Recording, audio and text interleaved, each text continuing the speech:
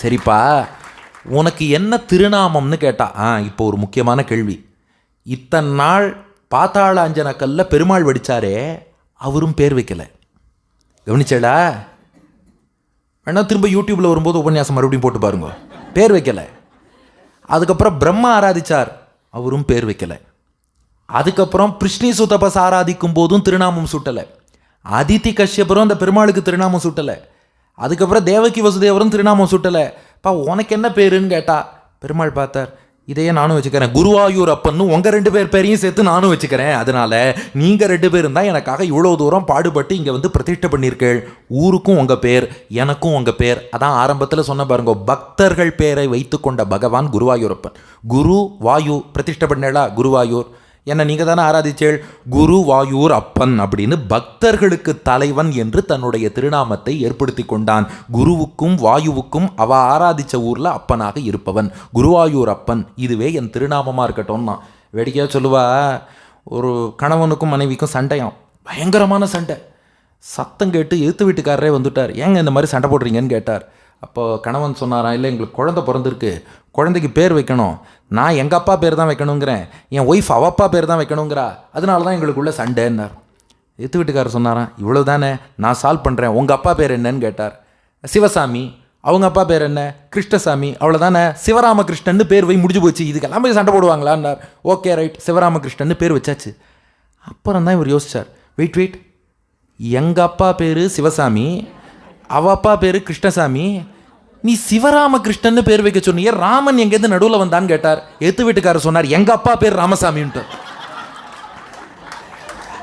அதை மாதிரி உனக்கு என்னப்பா திருநாமம்னு கேட்டா, என்ன குரு வாயு 2 பேரும் சேர்ந்து பிரதிஷ்டை பண்ணா, உங்கள் 2 பேர் பேரையும் நான் வச்சுக்கிறேன்ப்பா, குருவாயூர் அப்பன். இவர்களால் ஆராதிக்கப்பட்டவன் அந்த இடத்துக்கு வந்தானா. சரி, ஒரு காரணம் சொல்லவே இல்லையே. இத்தனை இடத்த ரிஜெக்ட் பண்ண பகவான் அந்த ஊரை மட்டும் ஏன் ஓகே பண்ணார்?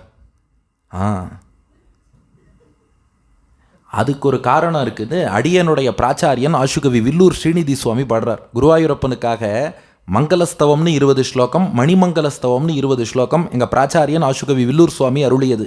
அது வேணா பிரபத்தி.com அங்கே எங்கேயா கிடைக்கும். ஏன்னா நம்ம சொல்லிட்டா நெக்ஸ்ட் ஒன்று, சார் அதை அப்படியே டைப் பண்ணி எங்களுக்கு கொஞ்சம் வாட்ஸ்அப்பில் அனுப்பிடுங்கன்னு நமக்கு யாராவது வருவா. நம்மக்கிட்ட என்னமோ ரெடியாக ஸ்கிரிப்ட் இருக்கிற மாதிரி. சரி, அதனால் நாங்கள் சொல்கிறது குருவாயூரப்பன் 2020, இங்கே 20 ஸ்லோகம், அங்கே 20 ஸ்லோகம். மங்களஸ்தவம்னு 20, மணிமங்கலஸ்தவம்னு 20. அதில் காரணம் சொல்கிறார், ஹனுமதி பிரீத்தி முபாகத சன் துவதாபர ஸ்வாகிருதிமா ததானஹா குருவஞ்சனாத்ரௌ குருவாயுபுரியாம் இத்தியஸ்தி சர்வான் பரிபாலயன்னஹா. ஏன் இந்த இடத்த தேர்ந்தெடுத்தார்னா, பெருமாளுக்கு ஹனுமானை எப்படியாவது கௌரவிக்கணும்னு ஆசையம். ஹனுமானுக்கு ஏதாவது கைமாறு செய்யணும். ராமாவதாரத்தில் எவ்வளோ கைங்கரியம் பண்ணியிருக்கார் ஹனுமான். அவருக்கு ஒரு பெரிய கைமாறு செய்யணும். அதுக்கு என்ன பண்ணலாம்? அவளோட பேரண்ட்ஸை கௌரவிக்கணும். ஹனுமானுடைய பெற்றோரை கௌரவித்தால் அதுதான் ஹனுமானுக்கு பெரிய கௌரவம். ஹனுமானுடைய அம்மா யாரு? அஞ்சனா தேவி. அவளுடைய ஊர் எதுனா அஞ்சனாதிரி திருமலை. அதனால் திருமலையில் அஞ்சனாதிரியில் போய் ஸ்ரீனிவாசனாக எழுந்தருளி ஹனுமானுடைய தாய் அஞ்சனாதேவியை கௌரவிச்சாராம். ஹனுமானுடைய தந்தை யாரு? வாயு. வாயுவோட ஊரான வாயூர், குரு வாயூரில் போய் எழுந்தருளி வாயுவையும் கௌரவித்தாராம். அங்கே திருமலை அஞ்சனாதிரியில் அஞ்சனாதேவியை கௌரவித்தார்.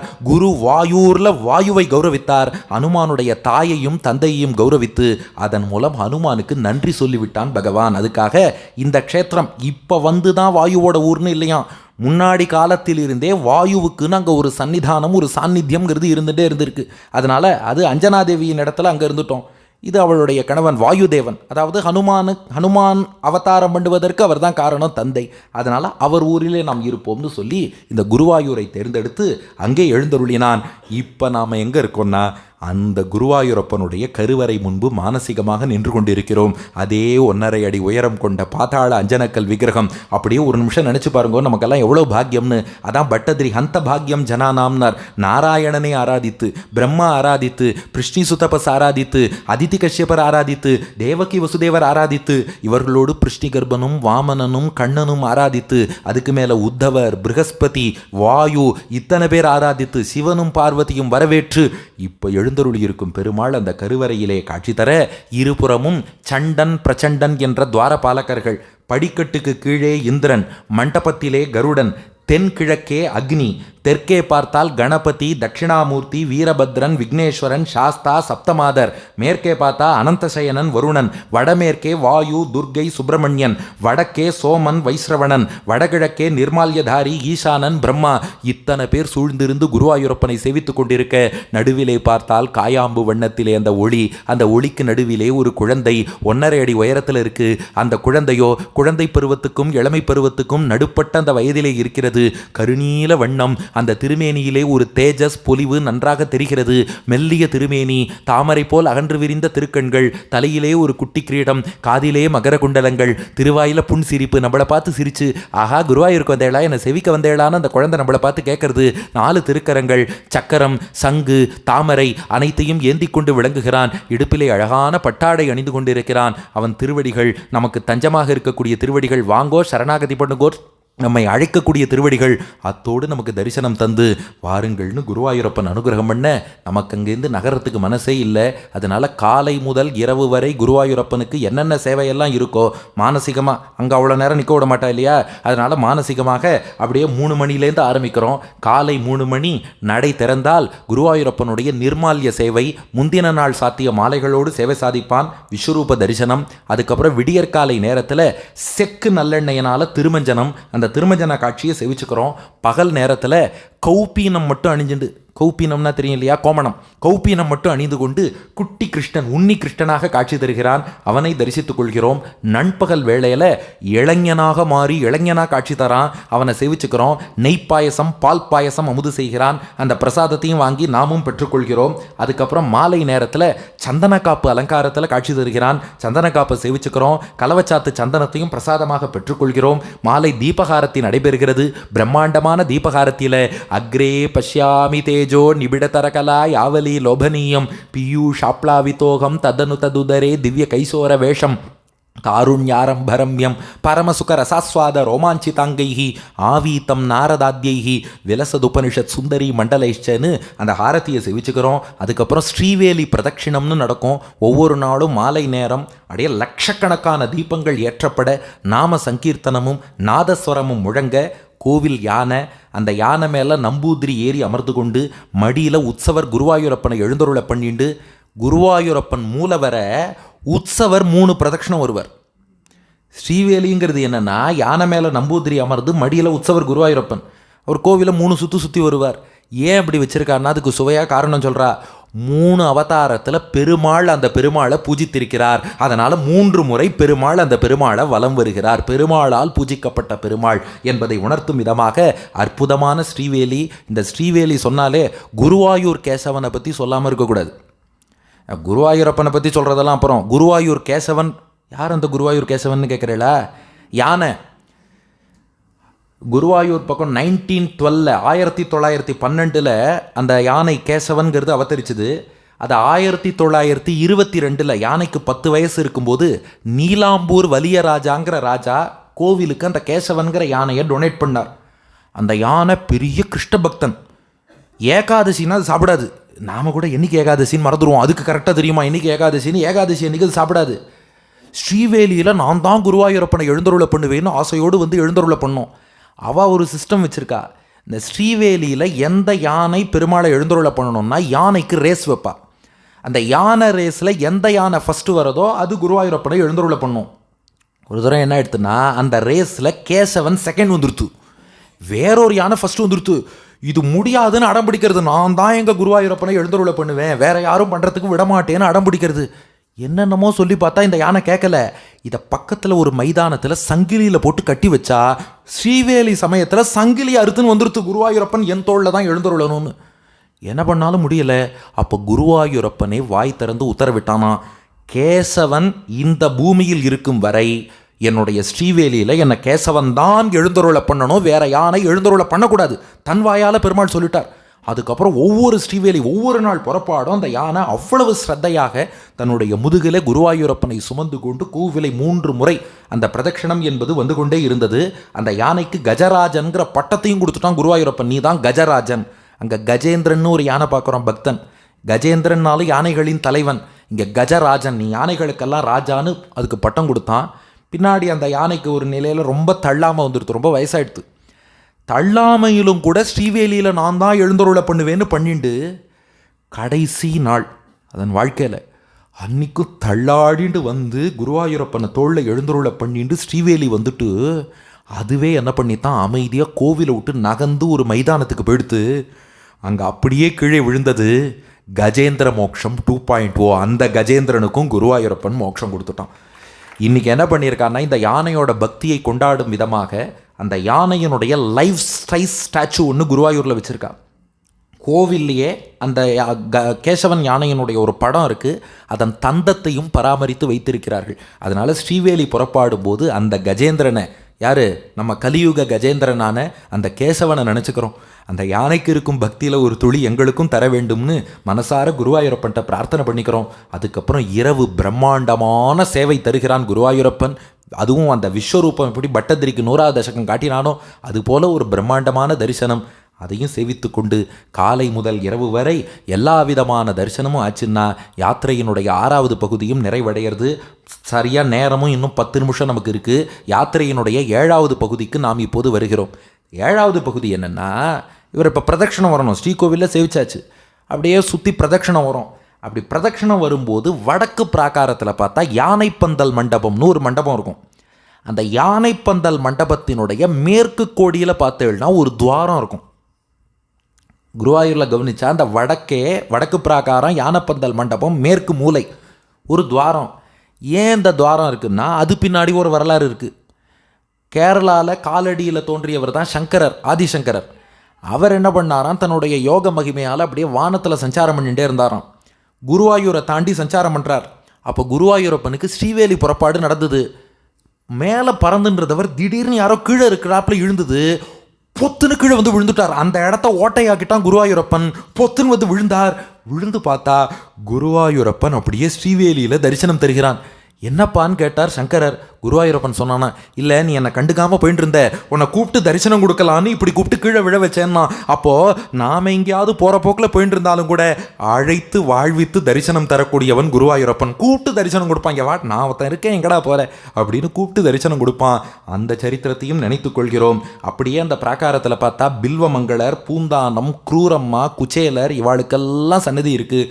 அந்த பக்தர்களை எல்லாரையும் நாமும் வணங்கிக் கொள்கிறோம். வணங்கி கொண்டு கலவச்சாத்து சந்தன பிரசாதம், நெய்ப்பாயசம், பால் பாயசம் எல்லாவற்றையும் பெற்றுக்கொண்டு அப்படியே குருவாயூரப்பா உன்னுடைய சேவை நன்னா ஆச்சுப்பா, உன்னுடைய அருள் எங்களுக்கு நன்னா கிடைச்சிது, நாங்களும் புறப்பட்டு வந்தோம், நாராயண சரஸில் நீராடினோம், ஆலமர பிரதட்சணம் நன்னா ஆச்சு, கோவிலுக்குள்ளே வரும்போதே கொம்பு தேங்காய்களை நோக்கி நன்றாக கை கூப்பி கொண்டோம், துவஜஸ்தம்பம் தீபஸ்தம்பம் அங்கே விழுந்து சேவிச்சுட்டோம், அதுக்கப்புறம் உள்ளே வந்தோம், கிழக்கு வாசல் வழியாக வந்தோம், குந்துமணி உருளியை பார்த்தோம், அதை நன்றாக அலப்பினோம், துலாபாரத்தை சேவித்து கொண்டோம், அதுக்கப்புறம் அந்த சின்ன வாசல் வழியாக உள்ளே வந்தோம், பட்டத்திரி மண்டபம் அதையும் சேவிச்சுட்டு நாராயணியத்தையும் அனுபவித்தோம், உன் ஸ்ரீகோவிலுக்கு வந்தோம், உன் திருமேனியை சேவித்தோம், சுத்துக்கோவிலில் பல தேவதைகள்லாம் உன்னை சேவிப்பதை பார்த்தோம், அதுக்கப்புறம் பிரதட்சிணம் வந்தோம், அந்த பிரதட்சிணம் பண்ணக்கூடிய பிராகாரத்தில் கூட நீ செஞ்ச லீலைகள் தெரிஞ்சது, அதையும் அனுபவித்தோம், எல்லா பிரசாதமும் அனுகிரகமும் எல்லாம் பெற்றுக்கொண்டு திருப்தியாக இப்போது நாம் திரும்பிட்டோன்னு எங்கே வந்திருக்கோன்னு கண்ணை திறந்து பார்த்தா நாம் இப்போது இந்த மார்கபுரி குருவாயூரப்பன் சன்னதியில் உட்காண்டிருக்கோம். அந்த குருவாயூரப்பனை சேவிச்சுட்டு இந்த குருவாயூரப்பன் சன்னதியிலே நாம் இப்போது அமர்ந்திருக்கிறோம். நாம் இங்கே திரும்பி வந்தாலும் நம்ம மனசு எங்கே இருக்குன்னா இன்னும் குருவாயூரில் தான் இருக்கான். ஏன்னா எங்கள் பிராச்சாரியன் ஆசுகவி வில்லூர் சுவாமியோட ஒரு ஸ்லோகம், குருவாயூரப்பன் வலது கையில் ஒரு தாமரையை பிடிச்சுட்டு இருக்கார் இல்லையா, ஏன் அந்த தாமரையை வலது கையில் பிடிச்சுட்டு இருக்கார் அதை பற்றின ஸ்லோகம், நாலஸ்ய மூலம் சரணாங்குலிபியாம் பத்மம் பிரசூனம் கரபங்கஜேன கிருண்ணன் கிரகீதம் ஹிருதயாம்புஜம்னு மதியமாவே தயசீதி மன்யே. அந்த தாமரை ஒன்று குருவாயூரப்பன் கையில் வச்சுருக்கானே, அது என்ன தாமரை தெரியுமா? நம் உள்ள தாமரையாம். நம்ம மனசை பகவான்கிட்ட செலுத்தவே மாட்டேங்கிறோம். தப்பித்தவறி கோவிலுக்குள்ளே வந்தாலும் ஒரு 5 நிமிஷம் சேவிச்சோமா, ஓகேவா, ஃபோன் எடு, ஐபிஎல் ஸ்கோர் என்னப்பா அதை பாரு, மனசு அங்கே போய்டுறது. ஒரு 5 நிமிஷம் பகவானை சிந்திக்கிறோம், அதுக்கப்புறம் பார்த்தா மனசு வேற எங்கேயோ போகிறது. அந்த ஃபுல் ஃபோக்கஸ் இடைவிடாமல் பகவானை சிந்திக்கணும். அந்த ஆசை நிறைய பேருக்கு இருக்குது. ஆனால் எத்தனை பேருக்கு அது சாத்தியமாகுது? காரணம் என்னென்னா, நம்ம மனசு உலகியல் விஷயங்கள்லேயே தோஞ்சு பழகி போயிடுது. எது பழகினதோ அது நமக்கு ஆட்டோமேட்டிக்காக வரும். நம்ம மனசை நாம் பகவானை நோக்கி டியூன் பண்ணிக்கலாம், அவ்வளோ தூரம் பழக்கலை. அதனால அவன் பக்கம் போக மாட்டேங்கிறது, அதில் உள்ள பெருமை என்னன்னு புரிய மாட்டேங்கிறது. ஆனால் குருவாயூரப்பன் இருக்கானே, அவன் வித்தியாசமாக ஒரு ஏற்பாடு பண்ணிட்டானோ. என்னென்னாப்பா, நீ உன் மனசை என்கிட்ட கொடுக்க மாட்டேன்னு எனக்கு நல்லா புரிஞ்சு போச்சு. நீ கொடுக்க வேண்டாம், நானே வலியை பிடிச்சிக்கிறேன்னு அந்த தாமரையை வச்சுட்டு இருக்கான் பாருங்க. அந்த தாமரை தான் நம்ம மனசான். யாரெல்லாம் அவனை தரிசனம் பண்ணுறேன்ட்டு வெர்ச்சுவலாவோ டைரக்டாவோ குருவாயூருக்கு போனோமோ நம்ம உள்ள தாமரையை அப்படியே பிடிச்சி வச்சிடறான். ஆனால் நாம் எவ்வளோ கெட்டிக்காரனா, நீ பிடிச்சா விட்டுருவோமா, எங்களுக்கு அடுத்து டிவி பார்க்கணும், யூடியூப் பார்க்கணும், எத்தனையோ இருக்குன்னு இழுக்க பார்க்குறோமா. அவன் என்ன பண்ணிட்டான், நன்னா கவனிங்க குருவாயூரப்பனை, அந்த தாமரையின் தண்டை வலது திருவடியில் கட்டை விரல் அடுத்த விரலுக்கு நடுவில் கிடுக்கி பிடிச்சிருவான். ஏன்னா நம்ம மனசை இழுத்துட்டு போனாலும் மனசின் தண்டை நான் பிடிச்சி இழுத்துடுறேன். உன்னுடைய எண்ணங்களின் ஆணிவேரான அடிவேரையே மொத்தமாக இழுக்கிறேன். என்னை விட்டுட்டு நீ எங்கும் போகக்கூடாதுங்கிறான். இந்த வெர்ச்சுவல் தர்ஷன் நாம் போயிட்டு வந்ததுக்கு ஒரே பிரயோஜனம் என்னென்னா, மனசு அவங்கிட்ட இனிமேல் தானாக லயிக்கும். அதை பற்றி நாம் எஃபர்ட் எடுக்க வேண்டாம். ஒன்ஸ் அவன்கிட்ட போயிட்டு வந்துட்டோம் இல்லையோ, அந்த மனசை அவன் இழுத்து பிடிச்சி இனி நாம் என்ன செஞ்சாலும் மனசில் எப்போதும் பகவானுடைய சிந்தனை இருக்கும்படி அந்த குருவாயூரப்பனே பார்த்துப்பான், அவனே அனுகிரகம் பண்ணிடுவான். நாம் எங்கேயோ ட்ராவல் பண்ணிட்டு இருக்கலாம், எங்கேயோ உட்காந்து ஏதோ ஒரு நிகழ்ச்சி பார்த்துட்டு இருக்கலாம், தொலைக்காட்சி பார்த்துட்டு இருக்கலாம், என்ன பண்ணிட்டு இருந்தாலும் மனசில் குருவாயூரப்பனை பற்றிய சிந்தனைங்கிறது ஓடிண்டே இருக்கும். அதுக்கு அவன் என்ன பண்ணிட்டான்னா, நம்ம உள்ளம்ங்கிற தாமரையை கேப்சர் பண்ணி அப்படியே தன்னுடைய திருவடி கீழே அதன் தண்டையும் இடுக்கி பிடிச்சி இனி நீ எங்கேயும் போக முடியாது, விடமாட்டேன்னு பண்ணிட்டான். அத்தோடையும் இல்லாமல் உங்கள் உள்ளத்தில் மட்டும் இல்லை, இல்லத்தின் அருகிலும் வருவேன்னு காட்டத்தான் இங்கே மார்கபுரியில் நியூ ஜெர்சியில் அற்புதமாக குருவாயூரப்பன் என்று இங்கும் வந்து தரிசனம் தருகிறான். அதுலேயும் பொருத்தம் பாருங்கோ, அங்கே எப்படி வாசலில் பெரிய கருடன் வரவேற்பார்னு சொன்னோமோ அதே போல் இங்கேயும் பெரிய கருடன் நம்மை வரவேற்கிறார். அப்படியே தொடர்ந்து உள்ளே வந்தால் அந்த தங்க துவஜஸ்தம்பம் போலவே இங்கும் துவஜஸ்தம்பம் சேவிச்சுண்டு நேராக குருவாயூரப்பன் கிட்ட நாம் வந்தோம்னா அந்த குருவாயூரில் எப்படி குருவாயூரப்பன் இருப்பானோ அதே போல காட்சி தருகிறான். அங்கே குந்துமணி உருளினா இங்கும் குந்துமணி உருளி, அது போல அத்தனை வைபவங்களும் இருக்கும்படியாக நம்ம தேடி வரான். இதுவும் ஒரு பிரத்யக்ஷ சான்று. அதான் ஒரு உதாரணம் சொன்னோமே, நாம் எங்கேயாவது போனாலும் கூப்பிட்டு நமக்கு அனுகிரகம் பண்ணிவிடுவான், மனசு எங்கேயாவது போனாலும் இழுத்து பிடிச்சி தங்கிட்ட நிலை நிறுத்தி விடுவான். அதற்கு சான்றாகத்தான் நியூ ஜெர்சியிலும் வந்து குருவாயூரப்பனாக கோவில் கொண்டு நம்ம ஒரு வெர்ச்சுவல் தர்ஷன் போயிட்டு வர வச்சு இப்படிப்பட்ட அனுகிரகத்தை பண்ணினான். இந்த குருவாயூரப்பனை சேவிச்சா என்ன பலன்னா, அதுவும் எங்கள் பிராச்சாரியன் ஆசுகவி வில்லூர் சுவாமி பாடுகிறார். பாபஜால தாபஜால சாபஜால பீடிதः ஜீவராசிரத்ர நாம ஜீவனம் யதிச்சதி ஜீவவாயு பத்தனேந்திர பாதசேவனம் வினா தஸ்ய கானுபூதலேத்ர வித்யதே கதிப்பரா. 3 ஜாலத்தை போக்குவானோ, தாபஜால பாபஜால சாபஜால. நமக்கு 3 கஷ்டம். அது என்ன 3 கஷ்டம்? இன்னும் 5 நிமிஷத்துக்கு மேலே பேசினா 4வது கஷ்டம். அதை விட்டுருங்க, அந்த கஷ்டம் உங்களுக்கு இருக்காது. 3 கஷ்டம். முதல் கஷ்டம் தாபஜால. தாபத்திரயம்னு இந்த உலகத்தில் ஆத்தியாத்மிகம், ஆதி தெய்வீகம், ஆதி பௌத்திகம்னு 3 விதமான கஷ்டங்கள் வாட்டும். ஒன்று உடல் ரீதியான கஷ்டங்கள், வியாதி வக்க, அது வந்து படுத்துறது, அதுக்கு ஆத்தியாத்மிகம்னு பேர், ரிலேட்டட் டு பாடி. 2 ஆதி பௌத்திகம்னு புழு பூச்சி மற்ற பிராணிகளால் வரக்கூடிய கஷ்டம். 3 ஆதி தெய்வீகம்னு சொல்லி நேச்சுரல் ஃபோர்ஸஸ், இயற்கை சீற்றங்கள், இதனால் வரக்கூடிய கஷ்டம். 3 நம்மளை போட்டு வாட்டின்னு இருக்கு. இது போராதுன்னு பாபஜால, நாம் நிறைய பாபம் பண்ணியிருக்கோம். ஏற்கனவே இந்த பூமியில் பை டிஃபால்ட் பாபமே பண்ணாத ஒருத்தர் வாழ்ந்தாலும் இந்த தாபத்திரயம்ங்கிறது எல்லாருக்கும் காமன், அது யூனிவர்சல், இந்த பூமியில் இருக்கிற எல்லாருக்கும் உண்டு. அதுக்காக தான் இதை விட்டுட்டு வைகுண்டம் போகணுங்கிறது, அது காமன். அது இல்லாமல் பாபஜால, இது ஏற்கனவே இருக்கிறது போராது, நாம் நிறையா பாபம் பண்ணி அந்த பாபத்துக்கான பலனை அனுபவிக்கணும்னு சொல்லி அதெல்லாம் வேறு அனுபவிச்சுட்டு இருக்கோம். அதாவது எப்படின்னா, காமனாக எல்லாருக்கும் எர்த்குவேக், சுனாமி, நேச்சுரல் கெலாமிட்டி, அது எல்லாரையும் அடிக்கும். அது இல்லாமல் நாம் பண்ண பாப்பம்ங்கிறது ஸ்பெஷலாக நமக்குன்னு இந்த ரூம் போட்டு யோசிக்கிறதுங்கிற மாதிரி ஸ்பெஷலாக ரூம் போட்டு நம்ம பாப்பங்கள் நம்மளை அடிக்கும். இதெல்லாம் போராதுன்னு சாப்பஜால, யாரையா திட்டி அவாவாயால் திரும்ப நம்ம சாப்பம் வாங்கிண்டு, இதெல்லாம் வேற இத்தனை பண்ணி வச்சுருக்கோம். 1 நேச்சுரலாகவே உலகத்தில் இருக்க தாபத்திரயம், 2 நாம் பண்ண பாப்பம், 3 நாம் வாங்கிட்ட சாப்பம். தாபம், பாப்பம், சாப்பம், இந்த 3னால எல்லா ஜீவர்களும் கஷ்டப்படுறா. இதை காப்பாற்றணும்னா இதுலேருந்து நாமெல்லாம் கிட்டத்தட்ட ஐசியூ பேஷண்ட் மாதிரி கஷ்டப்படுறோமா. ஐசியூ பேஷண்ட்டுக்கு யார் உயிர் கொடுப்பா? ஆக்சிஜன். ஆக்சிஜன் தானே முக்கியமாக வேணும். இந்த குருவாயூருங்கிறோமே, குருவாயுனா ஆக்சிஜன் அர்த்தம். புதுசாக சொல்கிறியே, வாயுன்னா என்ன? வாயுனா காற்று, கேஸ்ன்னு அர்த்தம்.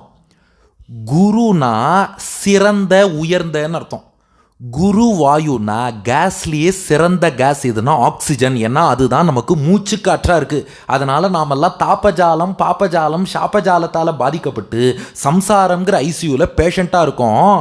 குருவாயூரப்பன் வந்து குருவாயுவாகிய ஆக்சிஜன்கிற தன் அனுகிரகத்தை கொடுத்து நம்ம எல்லாரையும் ரட்சித்து தாப்பஜாலத்திலேருந்தும் பாப்பஜாலத்திலேருந்தும் சாப்பஜாலத்திலேருந்து காப்பாற்றி அவன் திருவடிவாரத்திலே வைகுண்டத்திலே சேர்த்து நித்தியானுபவம் நித்திய கைங்கரியத்தை நமக்கு அருள்கிறான். அதற்காக வந்தவன் தான். அவனை சேவிக்கிறவாளுக்கு நீண்ட ஆயுள் கிடைக்கும், நல்ல ஆரோக்கியம் கிடைக்கும், சௌக்கியமான வாழ்வு கிடைக்கும். அத்தோடு உலகில் உள்ள தாப்பஜாலம் பாப்பஜாலம் சாப்பஜாலம் எல்லாம் நீங்கி இடையறாது எம்பெருமானுக்கும் பிராட்டிக்கும் திவ்ய தம்பதிக்கு கைங்கரியம் பண்ற பாக்கியமும் கிடைக்கும்.